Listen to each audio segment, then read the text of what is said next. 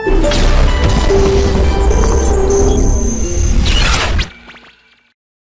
प्यारे दोस्तों, कैसे हैं आप सब।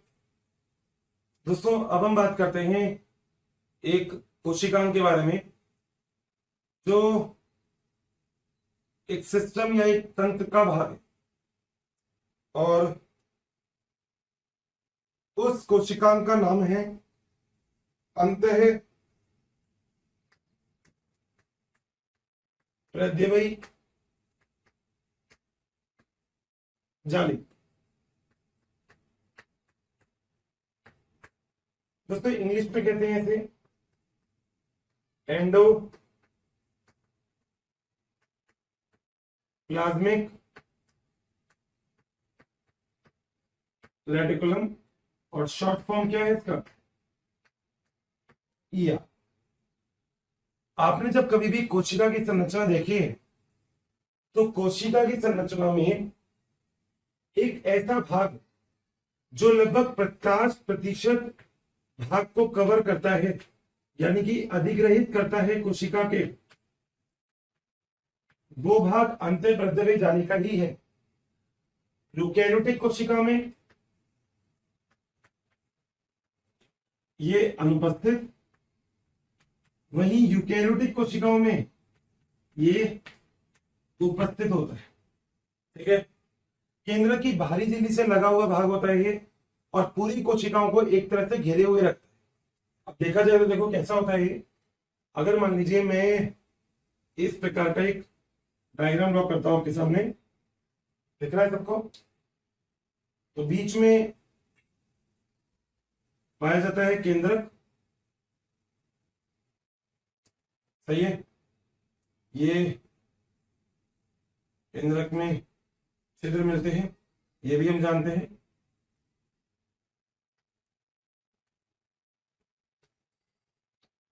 ठीक है, और यहां से यहां तक, मतलब पूरी झिल्ली तक ही अगर देखा जाए तो एक प्रकार की संरचना कुछ इस प्रकार से पाई जाती है।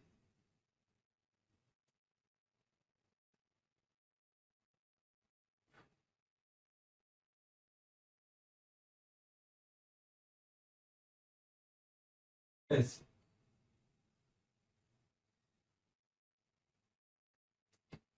और यही संरचना जो मैंने आपको केंद्रक के बाहर बताई है, इसी संरचना को हम क्या बोलते हैं, अंतःप्रद्रव्य जाली का। ये तो क्या है, केंद्रक, और ये क्या है, अंतःप्रद्रव्य जाली का। यहां पे क्या है, कोशिका द्रव्य, ये क्या है, कोशिका झिल्ली। तो केंद्रक से और कोशिका झिल्ली तक एक संबंध, एक चैनल, एक रास्ता, एक हाईवे का निर्माण जो करता है वो कौन होता है, अंतःप्रद्रव्य जाली। बात सही है दोस्तों। ये एक ऐसा कोशिकांग है जो अपने आप में बहुत विशिष्ट है। जिस वैज्ञानिक को इसका श्रेय माना जाता है, जिसको श्रेय दिया जाता है इसकी खोज का, उनका नाम है पोर्टर।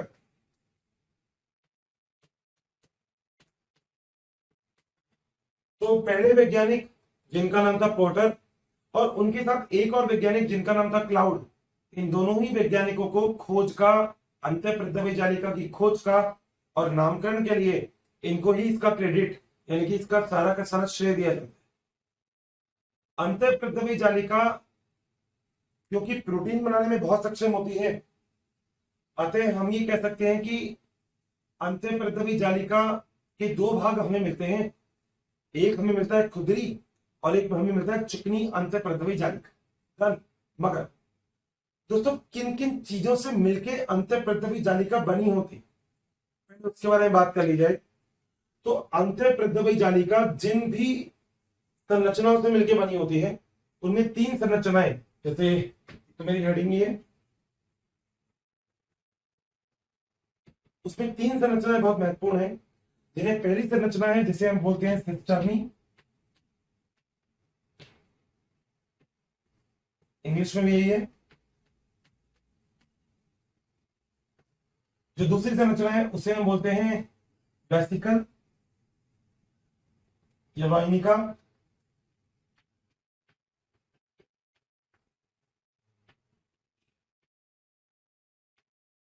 और जो तीसरी संरचना है उसका नाम है ट्यूब्यूल्स, मतलब नलिका।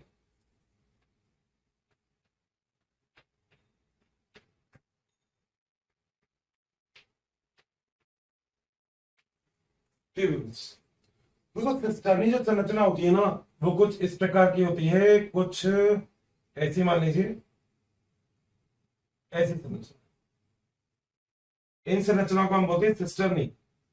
वाहिनी का जो वेसिकल होती है, जनरली इसको आप वाहिनी का भी बोल सकते हैं, या फिर आप इसको एक नाम और बोल सकते हैं, जिसे हम बोलते हैं पुटिका। तो आप चाहे वाहिनी का बोल दें, चाहे वेसिकल का एक नाम और कह सकते हैं, इसे क्या, पुटिका। वाहिनी का वर्ड तो हम प्रैक्टिस के लिए यूज में ले लेंगे। तो जो पुटिका होती है वो किस प्रकार की होती है, वो होती है गोल, ऐसी गोल या अंडाकार।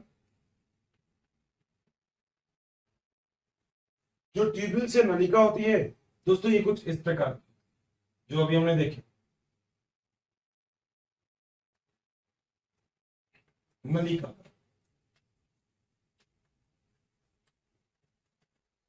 सिस्टर्नी के ऊपर यहां पर कुछ एक स्पेशल टाइप की मटर के दाने के समान संरचना मिल सकती है, जैसे हम बोलते हैं राइबोसोम।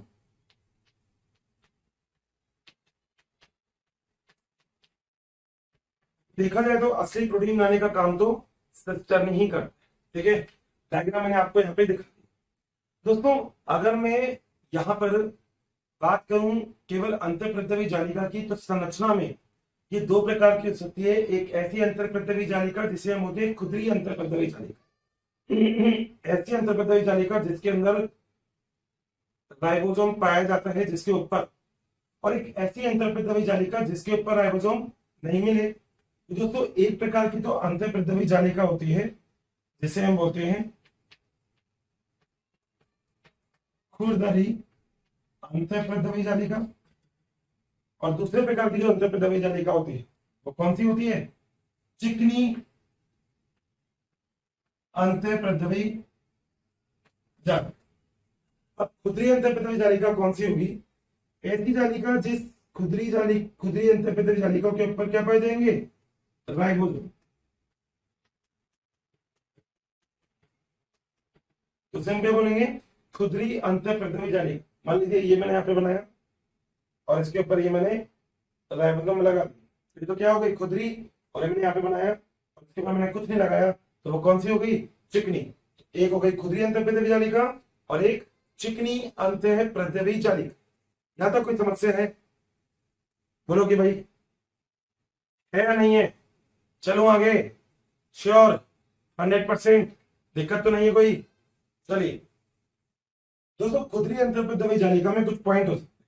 जैसे पहला पॉइंट, खुदरी अंतःप्रद्रवी जालिका का जो जो सतह होती है वो ज्यादा बड़ी होती है। ठीक है, सतह अधिक सतह होती है। जबकि चिकनी अंतःप्रद्रवी जालिका की सतह होती है ये कैसी होती है, कम। क्योंकि देखो ये खुदरी है, सतह की बात करूंगा तो देखो कितनी ऊपर ऐसे सतह थी, और इसकी सतह की बात करूंगा तो देखो, तो खुदरी अंतःप्रद्रवी जालिका को अगर मैं ऐसे कर दूंगा तो इसकी सतह बढ़ जाएगी, सतह ज्यादा हो। खुदरी अंतःप्रद्रवी जालिका के ऊपर क्या पाए जाते हैं, राइबोसोम उपस्थित को मैं ऐसे प्रेजेंट, और जबकि चिकनी में राइबोसोम कैसे होते हैं, एब्सेंट। खुदरी अंतःप्रद्रवी जालिका प्रोटीन का निर्माण करने में सहायक होती है, और चिकनी अंतःप्रद्रवी जालिका वसा निर्माण या लिपिड निर्माण करने में क्या होती है, सहायक। क्योंकि दोस्तों इसके ऊपर प्रोटीन की फैक्ट्री उपस्थित है, राइबोसोम, और राइबोसोम को हम क्या बोलते हैं, प्रोटीन फैक्ट्री। तो जब राइबोसोम ही इसके ऊपर उपस्थित है तो प्रोटीन बनाने का काम कौन करेगी, खुदरी अंतःप्रद्रवी जालिका। जबकि चिकनी अंतःप्रद्रवी जालिका के ऊपर प्रोटीन नहीं पाया जाएगा। ठीक है, आगे चलें। चौथी बात दोस्तों, केंद्रक के सबसे नजदीक जो स्थित होगी, वो नजदीक कौन सी स्थित होगी, वो होगी खुदरी अंतःप्रद्रवी जालिका। तो मैं यहाँ पे एक चीज लिख सकता हूं, केंद्रक के समीप और जबकि यहाँ पे क्या लिख सकता हूं, ये केंद्रक से कैसी होती है, से दूर होती। मतलब अब बात समझ में आ रही है, केंद्रक के अगर समीप है तो खुदरी है, केंद्रक से दूर है तो वो क्या है, चिकनी। ठीक है दोस्तों, राइबोसोम को जोड़ने के लिए एक स्पष्ट और स्पेशल टाइप के प्रोटीन की आवश्यकता होती है, जिसे हम बोलते हैं राइबोफ्लोरिन। तो जब राइबोसोम उपस्थित होंगे तभी तो वो प्रोटीन की जरूरत होगी। इसका मतलब खुदरी अंतःपृष्ठीय जालिका में राइबोफ्लोरिन उपस्थित होते हैं।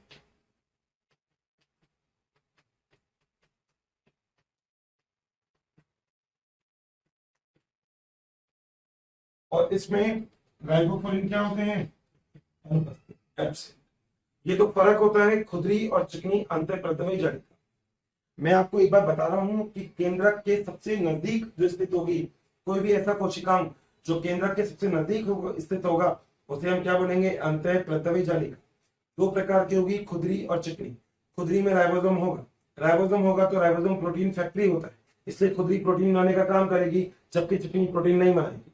खुदरी का सरफेस सतह ज्यादा बड़ा होगा, जबकि चिकनी का छोटा होगा। खुदरी प्रोटीन बनाती है तो उसके ऊपर राइबोसोम की उपस्थिति है, चिकनी के ऊपर राइबोसोम की उपस्थिति नहीं है। राइबोसोम को जोड़ने के लिए एक प्रोटीन की आवश्यकता है जिसका नाम है राइबोफ्लोरिन। खुदरी के पास पाई जाएगी, चिकनी के पास अनुपस्थित होगी। सही है। 3 प्रकार के अवयव से मिलकर अंतःपृष्ठीय जालिका बनती है। पहला अवयव सिस्टर्नी, दूसरा पुटिका और तीसरा नलिका। नलिका नली के समान होती है, देख रहे हो। पुटिका जो होती है वो गोल या अंडाकार हो सकती है। थैंक यू स्टूडेंट, हमें इतना प्यार देने के लिए। डेली काफ़ी संख्या में स्टूडेंट हमारी वीडियोस को देख रहे हैं और उसका लाभ उठा रहे हैं। बच्चों, आप सभी से मेरी ये रिक्वेस्ट है कि प्लीज़ नीचे दिए गए डिस्क्रिप्शन में दिए गए लिंक को प्रेस करिए और अपना एनरोलमेंट कराइए। बच्चों, इसके साथ ही जिन बच्चों को यहाँ पर डाउट सेशन की भी ज़रूरत है, साथ ही मटेरियल्स की भी ज़रूरत है, वो सभी हमारे प्रीमियम कोर्सेज को भी रजिस्ट्रेशन करवा सकते हैं। ठीक है। और जो सिस्टर्नी होती है वो ऐसी होती है, लंबी लंबी सी, जिनके ऊपर राइबोसोम की क्या होती है, उपस्थिति। ये है एक छोटा सा लॉजिकल पॉइंट, किस चीज के ऊपर, राइबोसोम के ऊपर, सॉरी अंतःपृष्ठीय जालिका के ऊपर। अब दोस्तों, हम अगर बात करें इसके कार्य की तो इसके क्या क्या कार्य हो सकते हैं वो बात और समझे।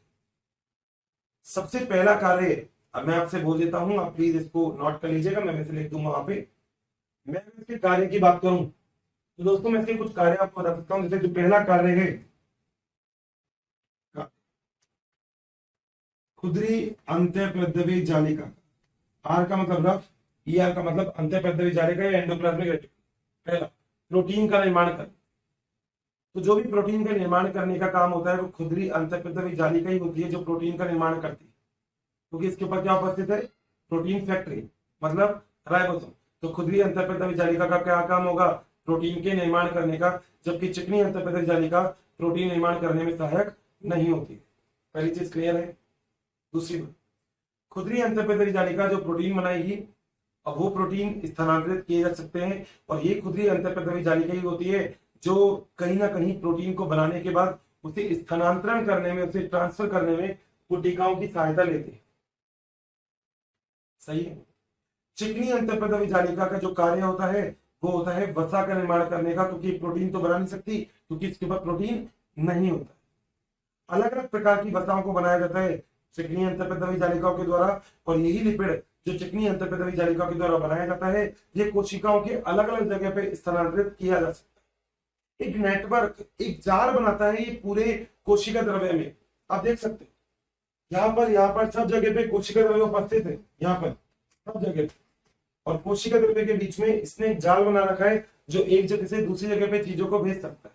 भेजने का मतलब स्थानांतरण तो प्रॉपर नहीं करता, मगर एक नेटवर्क फैला रखा है इसने, एक नेटवर्क। इसी नेटवर्क की जैसे हम अंतःपृष्ठीय जालिका को बहुत ही स्पष्ट संरचना का नाम भी देते हैं। संरचना जरूरी इसलिए है क्योंकि आपके शरीर बिना प्रोटीन के नहीं रह सकते। अब अगर देखा जाए तो अंतःपृष्ठीय जालिका का निर्माण केंद्र की भारी झिल्ली के से ही हो रहा है, आप देख सकते हैं, देखो। और राइबोसोम इसमें बिल्कुल पास में उपस्थित क्यों है, इस अंतःपृष्ठीय जालिका में यहाँ पे उपस्थित क्यों है, क्योंकि उसमें राइबोसोम का निर्माण होता है केंद्र काम में, और यहां से राइबोसोम जब बाहर निकलेंगे तो पहली जगह यही होगी, पे जाके क्या हो जाते हैं, चिपक जाता है। तभी हम बोलते हैं कि राइबोसोम दो प्रकार के हो सकते हैं, तो मुक्त हो सकते हैं या जुड़े हुए हो सकते हैं। और यहाँ पे जो राइबोसोम है वो कौन से प्रकार के हैं? जुड़े प्रकार के राइबोसोम।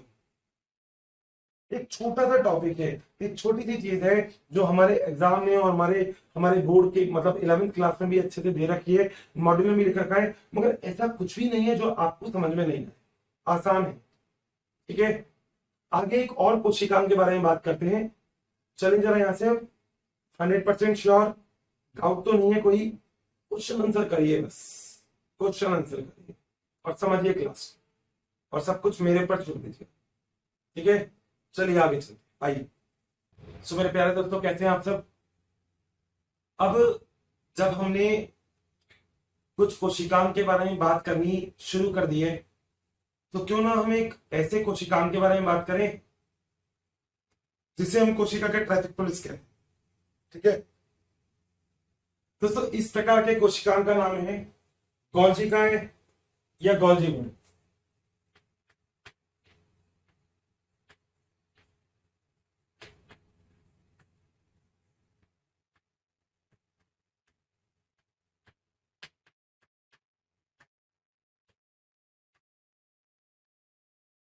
दोस्तों अलग अलग नेम है इसके, इसको बहुत सारे अलग अलग नामों से जाना जाता है। अगर हम बात करें पादप कोशिका में अगर कभी भी गोल्जिका उपस्थित होगी तो इसे हम क्या बोलेंगे? अगर पादप कोशिका में प्रेजेंट होगी तो इसे हम बोलेंगे डिक्टियोसोम। यानी कि अगर पादप कोशिका में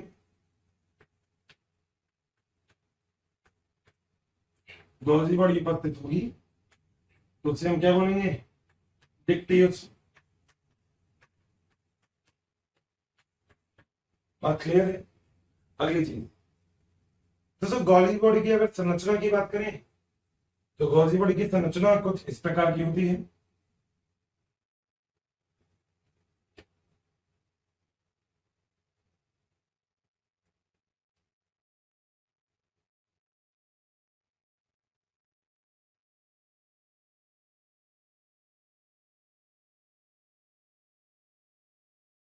समझ में आ रहा है ना?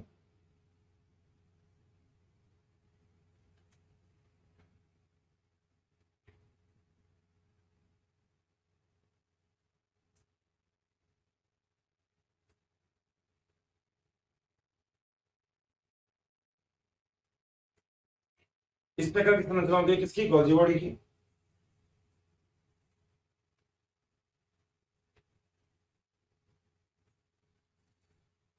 दोस्तों गोल्जी बॉडी में इस चीज को हम बोलते हैं सिस्टर्नी।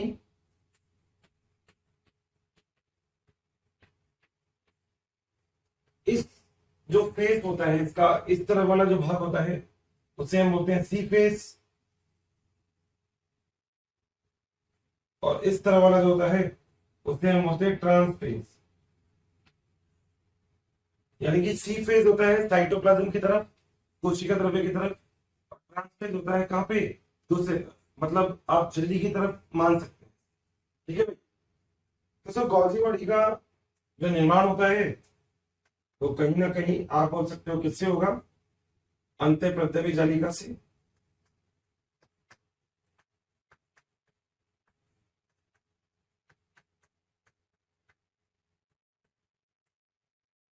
गोल्जी बॉडी पादप और जंतु दोनों में उपस्थित होते हैं, मगर प्रोकैरियोटिक कोशिकाओं में गोल्जी बॉडी क्या होगी? बात क्लियर है इतनी? यहां तक किसी को कोई समस्या कैसे भी नहीं। अब बात करते हैं संरचना की। दोस्तों अगर संरचना के हिसाब से बात करें या फिर हम चलो वैसे भी बात करते हैं, तो एक साइंटिस्ट थे जिनका नाम था बेकर। क्या नाम था?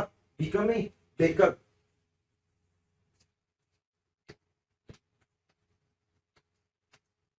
दोस्तों बेकर ने गोल्जी बॉडी को एक अभिरंजक के द्वारा अभिरंजित किया, जिस अभिरंजक का नाम था Sudan 3।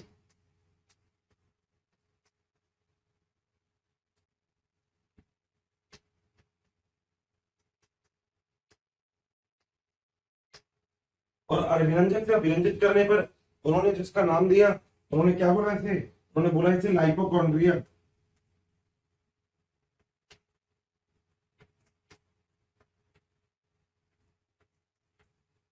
The next thing is, दोस्तों गॉल्जी बॉडी को जो नामकरण है वो किसने दिया था? कैमिलो गॉल्जी ने।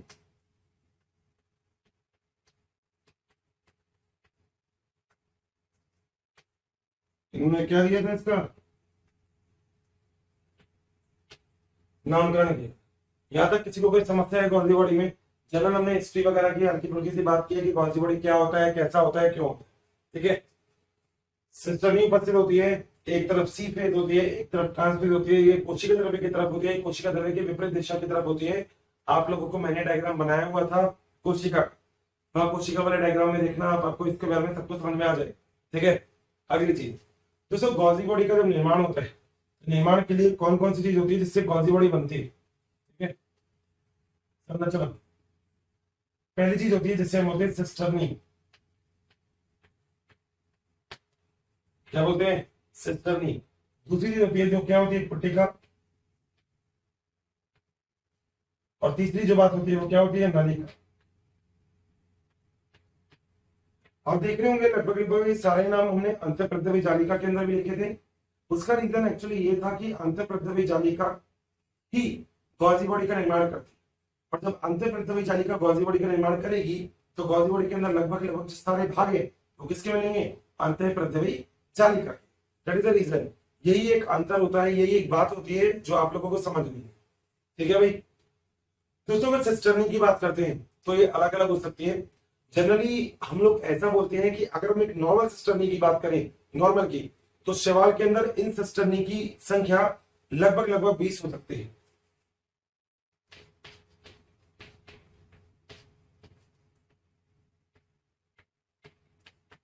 कितनी हो सकती है? 20।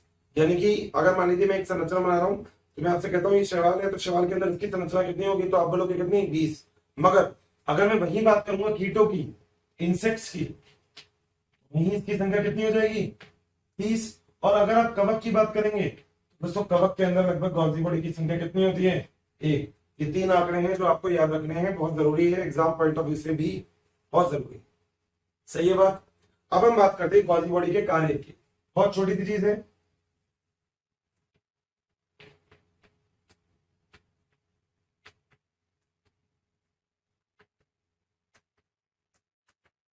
उससे पहले मैं आपको एक बात और बता दूं। तो जिस तरफ जिस जगह गॉल्जी बॉडी उपस्थित होगी ना, उसके चारों तरफ और कोई कोशिका में उपस्थित नहीं होगा। सपोज करिए ये गॉल्जी बॉडी, देखिए दिख रहा है, अभी जो गॉल्जी बॉडी है इसके चारों तरफ ऐसे कोई भी कोशिकांग नहीं मिले। क्यों? क्योंकि दोस्तों गॉल्जी बॉडी का बेसिक काम होता है ना, वो होता है परिवहन करने का। अंतःप्रद्रवी जालिका अभी अभी हम पढ़ के आए हैं, 2 प्रकार की होती है, खुदरी और चिकनी। मगर खुदरी अंतःप्रद्रवी जालिका क्या बनाएगी? बिल्कुल सही, वो बनाएगी प्रोटीन। और जब खुदरी अंतःप्रद्रवी जालिका प्रोटीन बनाएगी तो उस प्रोटीन को दूसरी जगह पे स्थानांतरित करने का कार्य कौन करेगा? Golgi body. इसलिए जिस जगह पे गॉल्जी बॉडी उपस्थित होगी उसके आसपास और कोई कोशिकाएं नहीं होंगी। मान लीजिए अगर मेरा परिवहन का कार्य है, मैं ट्रांसपोर्ट का काम करता हूं और मैंने यहाँ पे मेरी गाड़ी रख रखी है, मैंने सामान डाल दिया, मगर आप लोग अपनी गाड़ी यहाँ पे इधर उधर लगा गए, देखो अब क्या मेरी गाड़ी यहाँ से इजिली निकल सकती है बाहर? नहीं निकलेगी।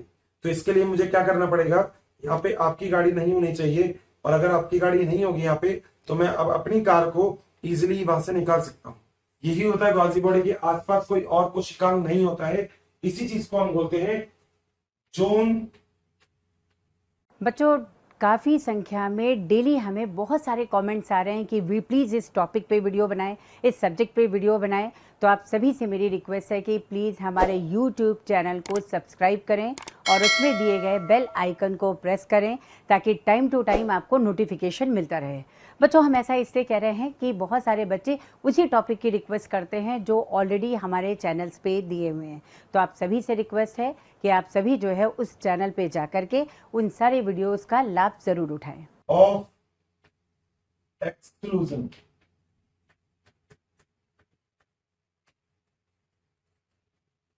जिस जगह पे गॉल्जी बॉडी होगी उसके आसपास और कोई कोशिकांग उपस्थित नहीं होगा, याद रखिएगा, ठीक है। गॉल्जी बॉडी का काम क्योंकि परिवहन से रिलेटेड होता है, इसलिए गॉल्जी बॉडी को हम traffic police of the cell भी बोलते हैं। यानी कि गॉल्जी बॉडी को बोला जाता है ट्रैफिक पुलिस।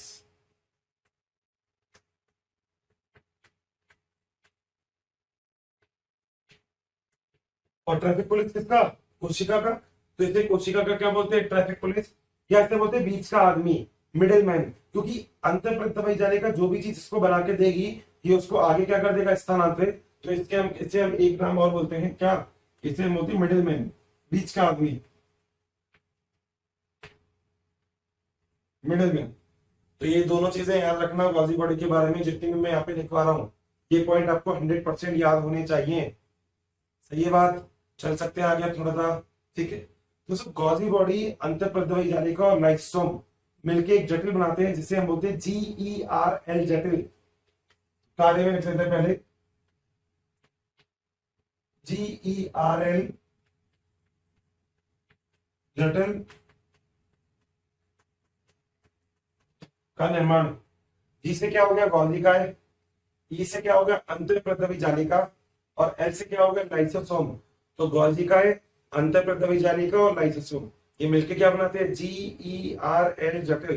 पहली बात क्लियर। अगली चीज, गॉजी बॉडी कार्य करता है फॉस्फोलिपिड को बनाने का।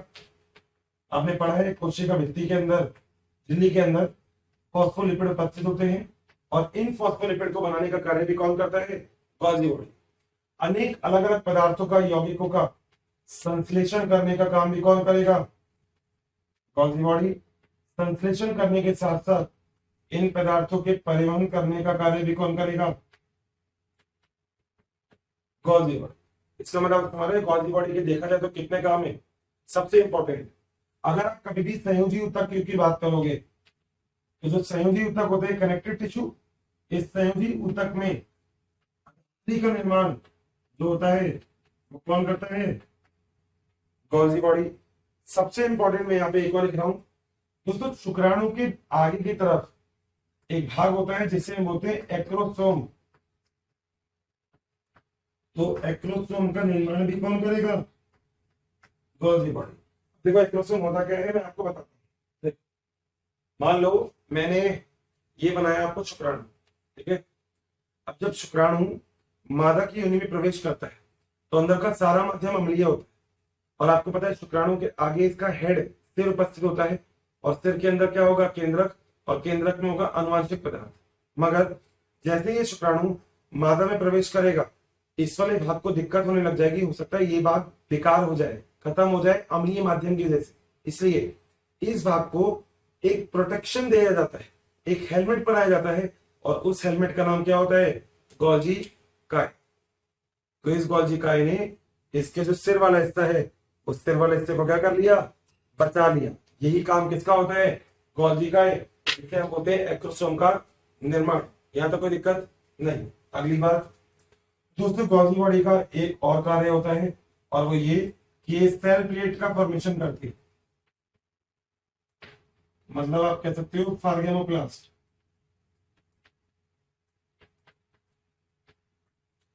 पता है पादप के अंदर जब एक कोशिका दो कोशिका में विभक्त होती है, जब एक कोशिका पादप के अंदर दो कोशिका में विभक्त होती है तो गॉल्जी काय और कुछ स्पेशल प्रकार के तंतुक यहाँ पर बीच में आकर व्यवस्थित हो जाते हैं, क्योंकि पादप के पास कोशिका भित्ति है, आसानी से कोशिका विभक्त नहीं हो सकती, इसलिए गॉल्जी काय बीच में आकर क्या हो जाएंगे? व्यवस्थित। इसी वजह से हम इसे क्या बोलते हैं? Cell plate. तो सेल प्लेट का फॉर्मेशन जो होता है, यानी कि अगर ये कोशिका है तो इस कोशिका में ये जो है सेल प्लेट, इस सेल प्लेट का भी फॉर्मेशन करने का काम कौन करता है? Golgi body. सही है। अगली बात, जो आंसू होते हैं इनका निर्माण करने के लिए भी कौन सहायक है? Golgi body. याद रखिएगा, आंसुओं का निर्माण।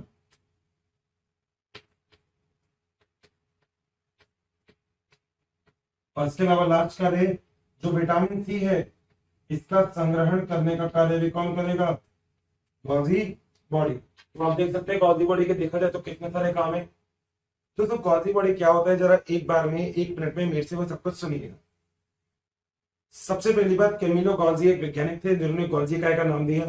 बेकर ने एक अभिरंजन के द्वारा, अभिरंजन ऐसी चीज होती है जिससे चीजों को रंगा जाए, ठीक है। तो एक अभिरंजन के द्वारा इन्होंने गॉल्जी बॉडी को रंगा, बेकर ने। याद रख। अगली बात, गॉल्जी काय को middle man of the cell बोलते हैं, बीच का आदमी। गॉल्जी काय को ट्रैफिक पुलिस बोलते हैं सेल का। इसका मतलब ये होता है कि जो गॉल्जी काय होता है वो कहीं ना कहीं एक तरफ से संभाल लेगा और दूसरी तरफ पहुंचाने का कार्य करेगा। बात सही है? चलिए, गोल्जी काय के 3 भाग, सिस्टर्नी, पुटिकाएं और नलिकाएं, तीनों आपको दिख रहे हैं। गोल्जी काय में सिस्टर्नी के कोने वाला भाग, ये वाला भाग फूला हुआ होता है, आपको दिख रहा है। ये वाला भाग कैसा होगा? फूला।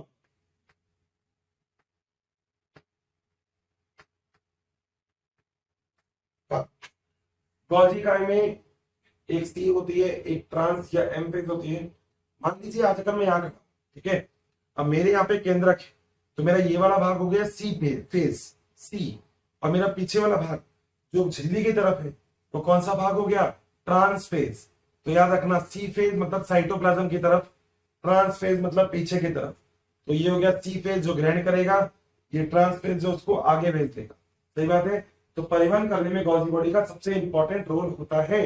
क्यों? क्योंकि गोल्जी का जो भी चीज बनाता है, वैसे तो देखो अगर देखा जाए तो गोल्जी का कुछ नहीं बनाता नहीं है, मगर गोल्जी का चीजों में मॉडिफिकेशन करने का काम करता है, बदलाव करने का काम करता है। मतलब अगर मान लीजिए कोई भी ये प्रोटीन है, जिस प्रोटीन का निर्माण किया अंतःप्रद्रवी जालिका ने, खुदरी ने, खुदरी बनाएगी। क्यों? क्योंकि खुदरी के पास क्या उपस्थित होते हैं? राइबोसोम। बहुत बढ़िया, शाबाश। तो खुदरी के पास राइबोसोम है, तो इसके पास जब ये गोल्जी बॉडी के पास जाएगा तो गोल्जी बॉडी से इसमें क्या कर देगी? कुछ बदला। गोल्जी बॉडी कहेगी मैं इसको वैसा नहीं रखूंगी जैसे पहले आया था मेरे पास, मैंने इसको बदल दिया, मैं जादूगर हूं, देखो मैं बदल देती हूँ चीजों को, इसने बदल दिया। और इसी बदलाव को देखा जाए तो कौन करता है? गोल्जी काय। सही है?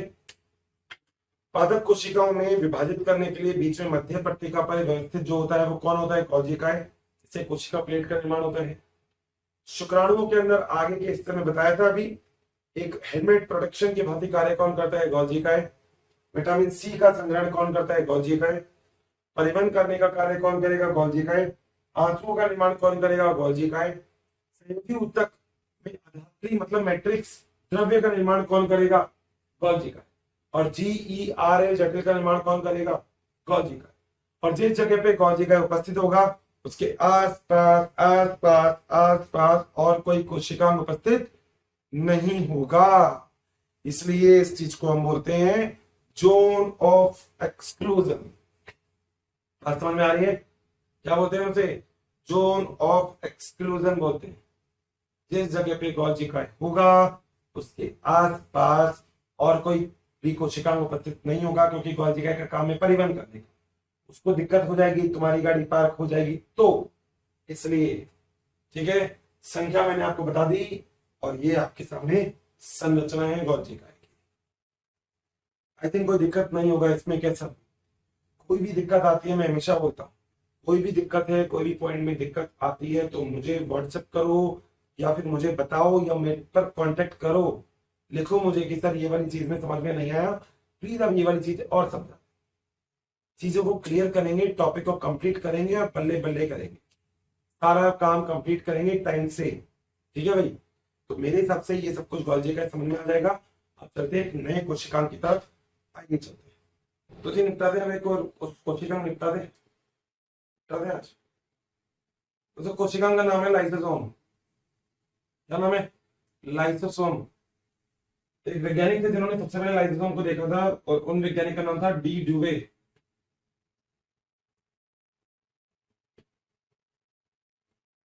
ये डे है ना, डमरू डी ड्यूवे। सबसे पहले अगर वैज्ञानिक जिसने देखा था इसको, जिसने खोज की, मतलब आप कह सकते हो नाम दिया था जो भी, मतलब जिस वैज्ञानिक को आपको लाइसोसोम्स के लिए याद रखना है उनका नाम डी ड्यूवे। ठीक है दोस्तों, लाइसोसोम्स को हम कोशिका की आत्मघाती थैली बोलते हैं। ये बात तो आपको आपने बचपन में ही सुनी होगी।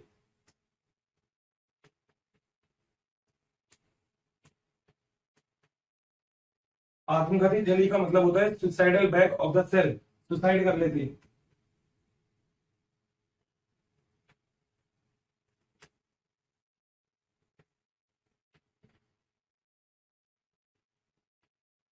यानी कि एक ऐसी ऐसी कोशिका के अंदर एक ऐसा कोशिकांग जो अपने आप को खत्म कर सकता है, वो क्या है? लाइसोसोम। दोस्तों लाइसोसोम लगभग आप देखें तो सारी कोशिकाओं में आपको मिलेगा, मगर कुछ इस प्रकार की कोशिकाएं होती है जिनमें लाइसोसोम नहीं मिलता है। जैसे स्तनपाई, जो स्तनधारी होते हैं, स्तनपाई, इनकी जो आरबीसी होती है इनमें लाइसोसोम नहीं मिलते। ठीक है, थोड़ी सी बात कर लेते हैं लाइसोसोम की संरचना की। लाइसोसोम एकल कोशिका से झिल्ली होती है, यानी कि एकल झिल्ली की संरचना होती है, एकल झिल्ली संरचना है लाइसोसोम, पहली बात। दूसरी चीज, लाइसोसोम की जो आकृति, जो अमाप होता है वो होता है 0.8 से 0.8 म्यू, मतलब माइक्रोमीटर के आसपास इतना होता है लाइसोसोम का अमाप, इतनी बड़ी होती है लाइसोसोम। ठीक है, मगर अगर आप अपवाद स्वरूप देखें तो दोस्तों WBC जो होती है उसके अंदर लाइसोसोम्स बहुत ही बड़ी मिलती है। WBC में 0.8 से अप्रोक्स 2 म्यू एम तक इतनी बड़ी आपको लाइसोसोम मिल सकती है। तो लाइसोसोम्स का आकार यहाँ पे बहुत बड़ा। दोस्तों लाइसोसोम जो होता है ना, वो देखा जाए तो पाचन करने का काम करती है, क्योंकि लाइसोसोम में 50 प्रकार के हाइड्रोलाइटिक एंजाइम उपस्थित होते हैं, यानी कि 50 प्रकार के एंजाइम इसमें उपस्थित हैं। 50 प्रकार के पाचक एंजाइम। जब अम्लीय पीएच होगी तभी वो सारे एंजाइम काम करेंगे, ये बात तो आपको याद रखनी है। ठीक है, होता क्या है लाइसोसोम में, देखो दोस्तों ये एक सर्कल मैंने बनाया है यहाँ पे लाइसोसोम्स के लिए। मान लीजिए लाइसोसोम है, एकल झिल्ली के नुमा आपको संरचना दिख रही है, और इस लाइसोसोम में लगभग वो सारे एंजाइम पाए जाते हैं जो कोशिका के लिए बहुत, पाचन के लिए जो जरूरी होते हैं। जैसे यहाँ पे उपस्थित है लाइपेज, यहाँ पे उपस्थित है ग्लूकोसाइडेज,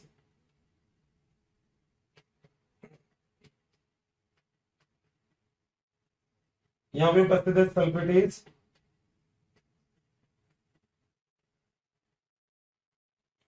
फॉस्फेटेज,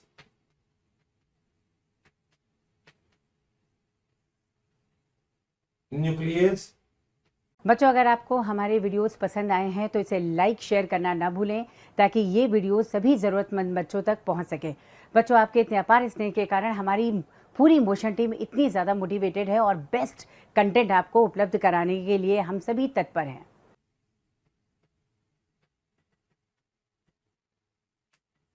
लगभग देखा जाए तो इतने सारे एंजाइम, इतने सारे पाचक एंजाइम उपस्थित होते हैं किसमें, लाइसोसोम।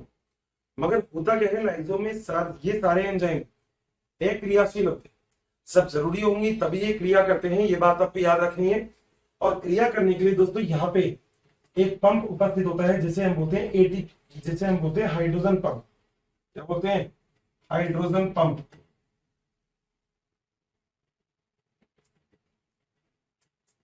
अब होगा क्या, ये बात समझना।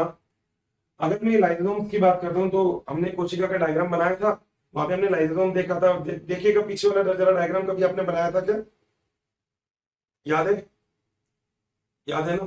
ठीक, तो यहाँ पे जो बाहर की तरफ जो उपस्थित होगा, ये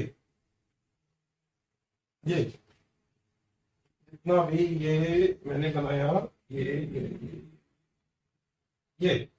सारा का सारा क्या है, कोशिका तरफ है।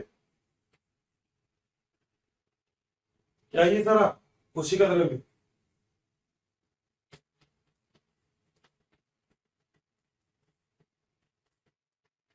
अब कोशिका द्रव्य में ना मुक्त रूप से प्रोटॉन उपस्थित होते हैं, H+ आयन, प्रोटॉन। अब क्या होता है, आपको वैसे आगे जैसे जैसे आप बायोलॉजी पढ़ते जाएंगे आपको पता लगेगा, मगर फिर भी मैं आपको बताऊं कि अगर अभिक्रिया को पूर्ण करना होता है तो लाइसोसोम्स के ये सारे एंजाइम्स अम्लीय माध्यम में कार्य करते हैं। तो यहाँ पर जो सांद्रता होती है अम्ल की वो बढ़ाई जाती है, और उसको बढ़ाने का सबसे अच्छा तरीका है कि बाहर से प्रोटॉन को ऊर्जा लगा के अंदर ले लिया जाए। तो यहां से हम इस प्रोटॉन को कहां ले लेते हैं, अंदर। तो अंदर यहाँ पे बहुत सारे H+ आयन करके अंदर आ जाए, याद रखना। जब ये इतने सारे H+ आयन अंदर आ जाएंगे तो जो लाइसोसोम होगा वो क्या हो जाएगा, सक्रिय या क्रियाशील। जैसे ही लाइसोसोम सक्रिय या क्रियाशील हो जाता है वैसे ही ये सारे एंजाइम्स क्या करना चालू कर देते हैं, कार्य।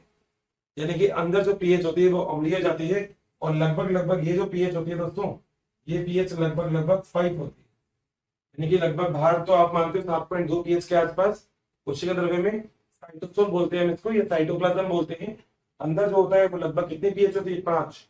और इसके बाद लाइसोसोम के सारे एंजाइम क्या हो जाते हैं, सक्रिय या क्रियाशील, और लाइसोसोम किसी भी चीज को पाचन करने का क्या कर देता है, कार्य। एक काम तो लाइसोसोम का ये, मगर दोस्तों एक कोशिकीय जो जीव होते हैं उनमें लाइसोसोम पाचन करने का भी कार्य करता है।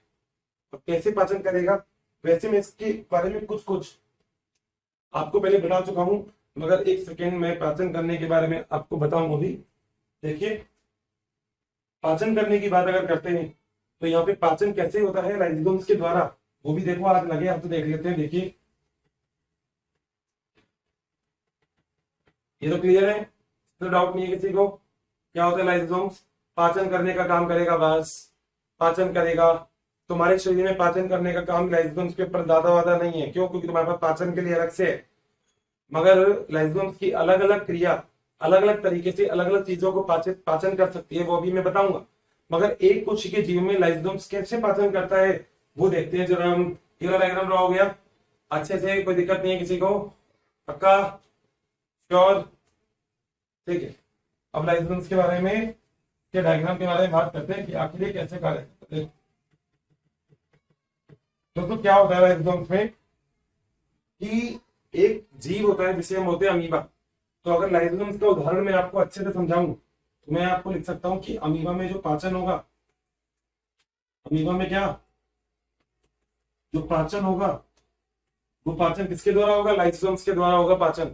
कैसे होता है, बायोलॉजी में एक ऐसी चीज जो कभी भी आपसे नहीं, गुस्सा नहीं होगी अगर आप उसका डायग्राम गलत भी बनाते हो, तो क्या है, अमीबा, ये रहा, ठीक है, अमीबा है। अमीबा में इसको जो आपको दिख रहा है ये दोस्तों, इस संरचना को हम बोलते हैं स्यूडोपोडिया।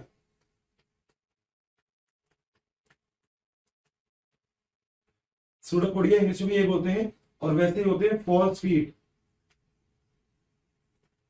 यानी कि झूठे पैर, ठीक है, पैर की तरह काम नहीं करते, इसके बाद पैर नहीं होते, एक कोशिकीय होता है अमीबा। किसमें आता है अमीबा, बताना जरा, प्रोटिस्टा में। किसमें, प्रोटिस्टा। एक कोशिकीय यूकेरियोटिक जीव किसमें आते हैं, प्रोटिस्टा में आते हैं, तो अमीबा किसमें आएगा, प्रोटिस्टा में आते हैं।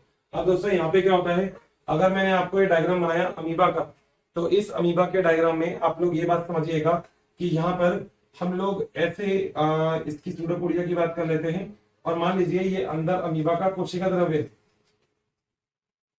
सही है, ठीक। जितनी चीजों की जरूरत होगी केवल मैं उतनी चीज आपको बताऊंगा, बस ये ना बात। अब क्या होगा, मान लो कोई खाना पड़ा हुआ है, फॉर एग्जाम्पल ये रहा खाना। अब इस खाने को अमीबा को खाना है, तो अमीबा क्या करेगा, जो अपने पैर हैं, जो इसके झूठे पैर हैं, इन झूठे पैरों से इस खाने को अपने अंदर क्या करेगा, समावेशित। मगर उसके लिए अमीबा को अपने आप की अपनी संरचना को इसके चारों तरफ कुछ ऐसे करना पड़ेगा, घेर लिया उसको, खाने को घेरने के बाद ये खाने को कहाँ ले लेगा, अपने अंदर। और अगर मैं इसी डायग्राम की बात करूं तो दोस्तों मैं आपसे बोल सकता हूं कि ये जो अमीबा आपने बनाया था, जो ये रहा, इस अमीबा के अंदर अभी ये करके ऐसे और ये करके ये क्या आ चुका है, खाना। खाने का मतलब फूड। तो जो खाना अंदर आ चुका है उस खाने का अब जरा हम पाचन कर देते हैं। जो मैंने आपसे बोला था कि जब खाने को अंदर लिया जाता है तो उस अभिक्रिया को क्या बोला जाता है, उस अभिक्रिया को बोला जाता है एंडोसाइटोसिस। एंडोसाइटोसिस, एंडो का मतलब अंदर, अंदर लेना उस चीज को। तो खाने को जब ये अंदर ले रहा है तो इस चीज को हम क्या बोलेंगे, एंडोसाइटोसिस।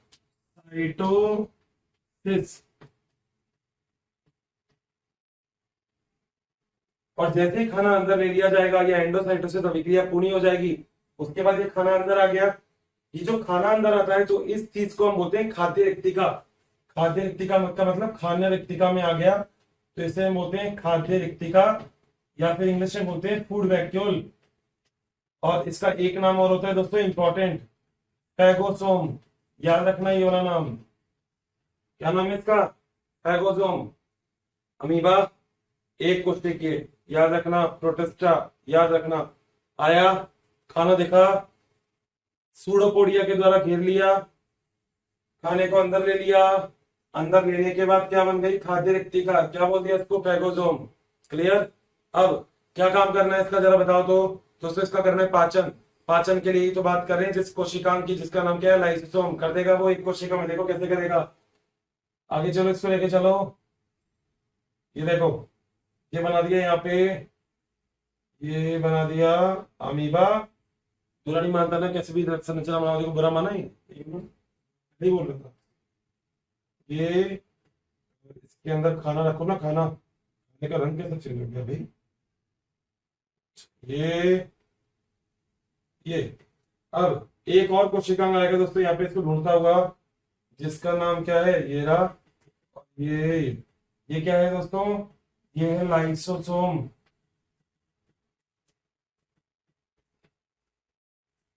क्या है ये, लाइसोसोम। जैसे ही लाइसोसोम खाने के पास आएगा, वैसे ही लाइसोसोम खाद्य व्यक्तिका से अब क्या होगा, जुड़ जाएगा। और जो अगली संरचना आएगी आपके पास, वो बताना तो जरा, ये आएगी या नहीं आएगी। ये आपने डायग्राम ड्रॉ कर लिया ऐसे, और एक संरचना ऐसे आ गई जिसमें आपका खाना पड़ा हुआ था, और खाने के चारों तरफ अब एंजाइम आ गए हैं। संरचना आ गई कि ऐसी, इसका मतलब कुछ ऐसा हुआ कि ये दोनों आपस में मिल गए। जब ये दोनों आपस में मिल गए तो एक संरचना ऐसे बन गई। ठीक है दोस्तों, इसे हम क्या बोलते हैं, लाइसोसोम।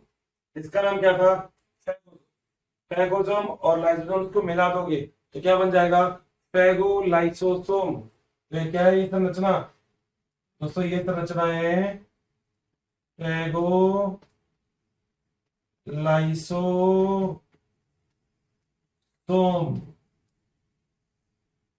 फैगोसोम प्लस एंजाइम वाले, देखो एंजाइम, देखो कितने सारे एंजाइम, प्लस लाइसोसोम्स मिलके क्या बन गया, ये फैगोलाइसोसोम बन गई।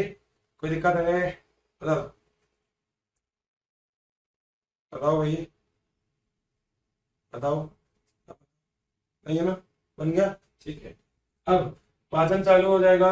जैसे ही सब कुछ पाचन हो जाएगा तो अब क्या काम होगा, अब आगे दोस्तों, आगे का काम ये है कि जो ये है, बताओ क्या काम होगा, बताओ तुम ही बताओ। ये है जो खाना है, ये क्या हो गया, बच गया, ये भोजन है।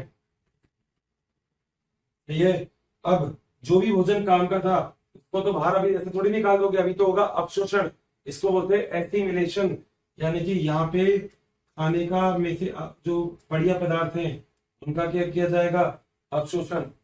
जब अपने काम की सारी चीजें अवशोषित कर ली गई, तो अवशोषण पूरा हो गया, तो अवशोषण को हम बोलते हैं एसिमिलेशन। तो जब जितनी भी काम की चीज थी वो सब ले ली गई, तो अब क्या है इसके अंदर, वेस्ट। और इस वेस्ट को शरीर से कहा निकाल दिया जाएगा, बाहर। और ये देखो डायग्राम तो अपन वैसे ही बनाते हैं, नीवा का ये वेस्ट को निकाल दो कहा, बाहर। दोस्तों वेस्ट को बाहर निकालने की विक्रिया होती है एक्सोसाइटोसिस।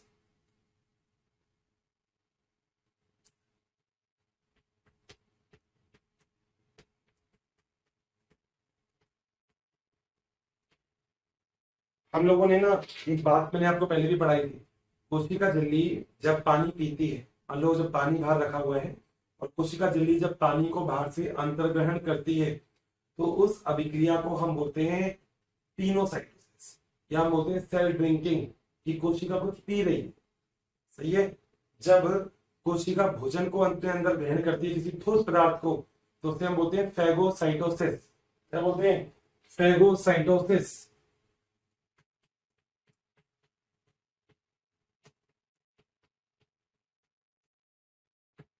फैगोसाइटोसिस। अब क्या हुआ, अब समझ रहा है, ये अमीबा है, अमीबा से घूम रहा है गाने गाते गाते, गाने गाते गाते अमीबा आगे पहुंचा, और अमीबा ने कहा ओहो आज तो खाने के लिए बहुत बढ़िया चीज है, क्या क्या है, कल चलो कुछ मिला है। तो अमीबा ने अपने सूडोपोडिया के द्वारा, डायग्राम देखते ना, हमें देखना वहां देख, अमीबा ने अपने सूडोपोडिया के द्वारा जो भी अपशिष्ट पदार्थ था, उस अपशिष्ट पदार्थ को क्या कर लिया, ग्रहण। ग्रहण करने का प्रोसेस क्या हो गया, एंडोसाइटोसिस। कोशिका झिल्ली के द्वारा ठोस पदार्थ का ग्रहण, एंडोसाइटोसिस या फैगोसाइटोसिस हो गया। खाना अंदर, संरचना बन गई क्या, खाद्य रेक्टिका या फैगोसोम। अब क्या पढ़ रहे हैं हम, लाइसोसोम। ये क्या है, फैगोसोम। दोनों मिल जाएंगे तो क्या बनेगा, फैगोलाइसोसोम। फैगोलाइसोसोम बन गया। एंजाइम क्या करेंगे, पाचन, खाने के काम चालू। पाचन के बाद क्या होगा, अवशोषण। ओहो, अवशोषण के बाद क्या होगा, जो भी काम की चीजें है वो तो अवशोषित करो, और जो बेकार है वो वहां से मुक्त कर दो, इस अभिक्रिया को क्या बोलेंगे, एक्सोसाइटोसिस।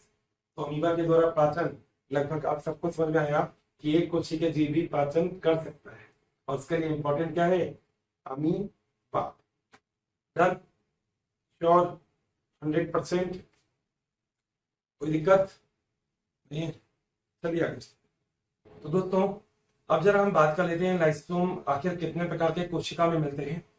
तो आज का जो अभी का हमारा इस लेक्चर का हेडिंग है वो है लाइसोसोम के प्रकार।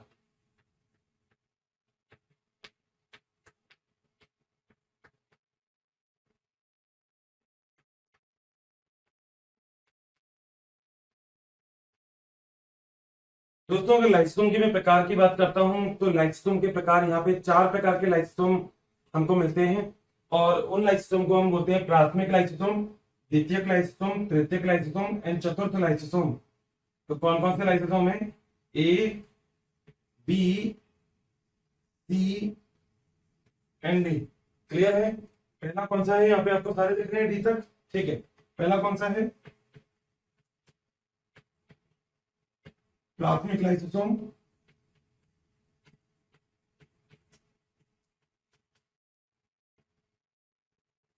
दोस्तों इस प्रकार का लाइसोसोम किसका काम करेगा, संग्रहण का। दूसरा होता है द्वितीयक लाइसोसोम। द्वितीयक लाइसोसोम ये एक्चुअली इस प्रकार का लाइसोसोम सक्रिय होता है। एक होता है तृतीयक लाइसोसोम, इसे हम अपशिष्ट काय बोलते हैं। सबके मतलब बताऊंगा मैं आपको अभी। और एक होता है चतुर्थ लाइसोसोम, और चतुर्थ लाइसोसोम क्या काम करता है कि कई बार कुछ ऐसे कोशिकांग होते हैं जो मृत होते हैं, उनको खत्म करने का। तो ये 4 प्रकार के लाइसोसोम हमारे पास मिलते हैं।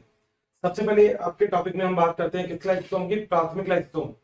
दोस्तों प्राथमिक लाइसोसोम एक अक्रिय लाइसोसोम होते हैं, ऐसे लाइसोसोम जिसमें सारे एंजाइम उपस्थित होते हैं, और ये एंजाइम बना के कौन भेजता है उसके पास, खुदरी अंतःप्रद्रवी जालिका। पढ़ा हुआ है आपने।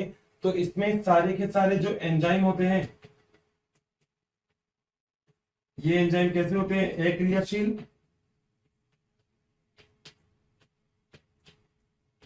और इन सारे एंजाइम्स को पहुंचाने का कार्य कौन करता है, खुरदरी अंतःप्रद्रवी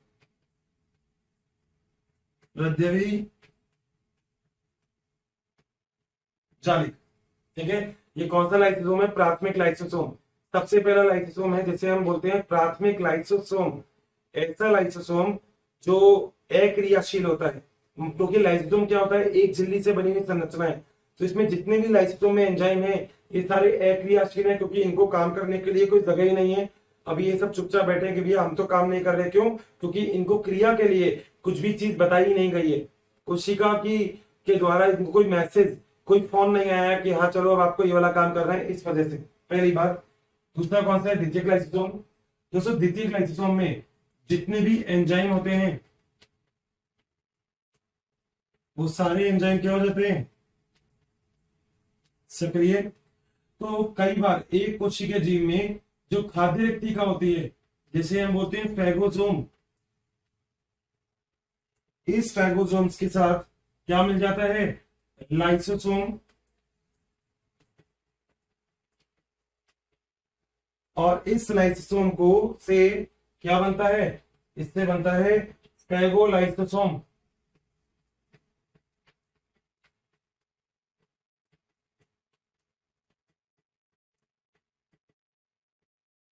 फैगोलाइसोसोम, ये फैगोलाइसोसोम एक तरीका और है।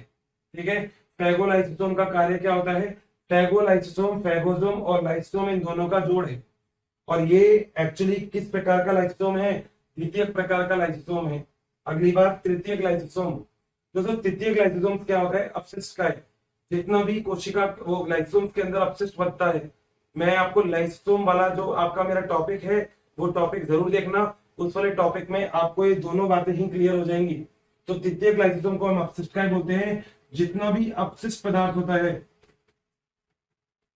अपशिष्ट पदार्थ, और जितने भी एंजाइम होते हैं सारे एंजाइम किसमें उपस्थित होते हैं? तृतीयक लाइसोसोम में। बात क्लियर अच्छे से? अगला कौन सा है? चतुर्थ लाइसोसोम। दोस्तों चतुर्थ लाइसोसोम का मतलब क्या होता है कि कोशिका में कुछ ऐसे कोशिकांग होते हैं जो मृत हो जाते हैं, जो कार्य नहीं कर पाते, उन कोशिकाओं की साफ सफाई भी करनी पड़ेगी। और इस साफ सफाई के लिए जिस प्रकार के लाइसोसोम की आवश्यकता होती है उसे हम क्या बोलते हैं? चतुर्थ लाइसोसोम। मतलब आप मान लीजिए कि मृत कोशिकांग जो होता है ना,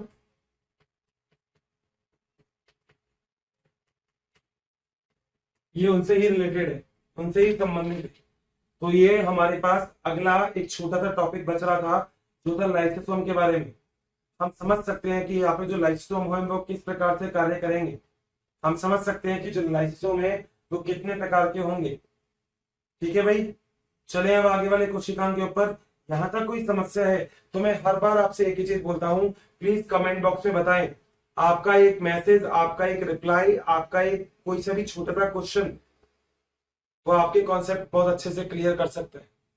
ठीक है, चलिए भाई आगे चलते हैं। आइए।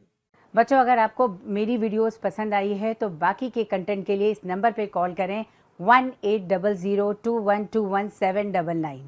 Thank you.